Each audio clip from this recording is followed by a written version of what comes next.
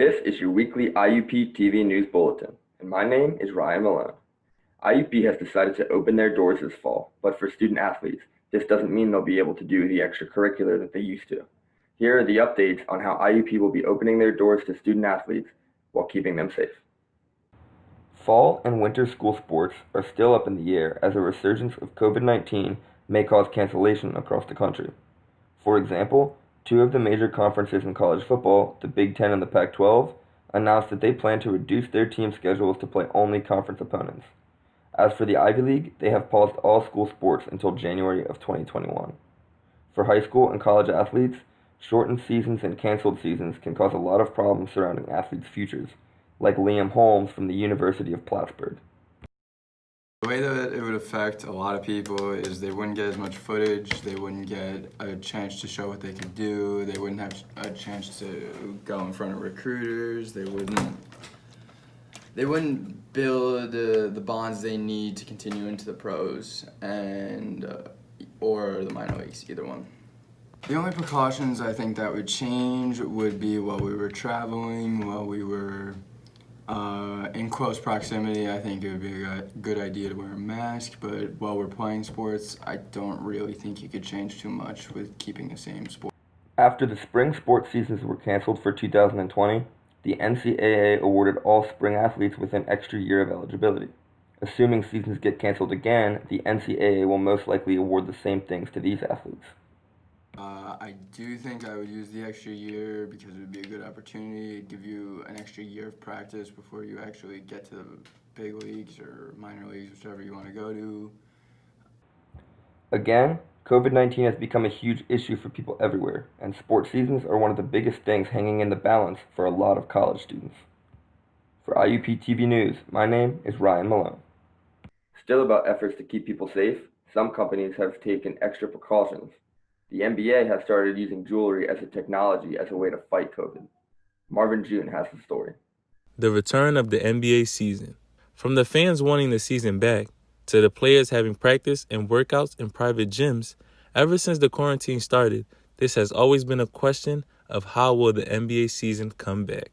Give up the ball, yo. I seen no dribble against me this year. Nobody. I seen you. Well, not many would have guessed that the players will be wearing smart rings that actually track coronavirus symptoms. For NBA fan Sebastian June, I think it sounds good, you know. It sounds useful and everything, but I think it's also going to come down to practicality. How well the rings are going to work. Are they going to be efficient? And also if it's going to be getting in the way of players being able to play. The ring is also accompanied by an app that measures your sleep, heart rate, temperature, and something called readiness, which is actually a score that lets you know whether or not the user should take it easy or may be coming down with something. The NBA purchased more than 2,000 of these $300 rings for the players and staff to use as a voluntary basis. But this also raises a few questions for many people as to why this can be available to players but not to nurses and doctors working in a hospital. Philadelphia resident Wid gives his insight.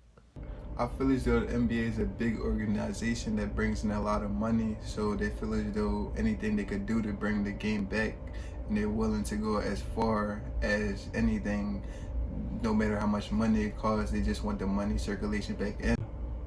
And the essential workers not getting nothing for their hard work and dedication that they put in throughout day for day, because they know they're not getting nothing in return for the essential workers. But the NBA players, they know once they play, they have profit and money and jerseys being sold, so the money's coming back regardless. So, as the league attempts to continue the 2019-2020 season, they are willing to use all the help they can get to keep the coronavirus to a minimum. This is Marvin June reporting for IUP TV News. If you haven't gotten a chance to watch the show Hamilton, don't worry. Disney Plus started streaming this great show as a unique way of getting their product to their customers. Karan Thomas shared on what it's like to watch it online rather than on the Broadway. Over the past week, there has been a lot of buzz on social media about the release of one of the most wonderful Broadway shows called Hamilton. Hamilton is a Broadway show that tells the story of one of America's founding fathers, Alexander Hamilton. and how he became who he is by telling his story through music that blends together hip-hop, jazz, R&B, and Broadway.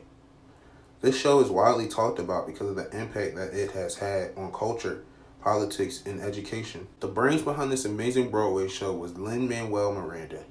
He was the playwright, composer, and even acted as Alexander Hamilton. For Kalia Thomas, who was a fan of Broadway musicals, she wasn't happy about hearing that COVID-19 canceled some of the musicals that she wanted to attend. But thanks to Disney Plus, they bought the streaming rights for Hamilton and released it on June 3rd, 2020, so people could watch it from the comfort of their own homes. And I think that's wonderful, especially because it was originally going to be out in theaters on October 15th, 2021. This showing was filmed at the Richard Rodgers Theater on Broadway in June of 2016.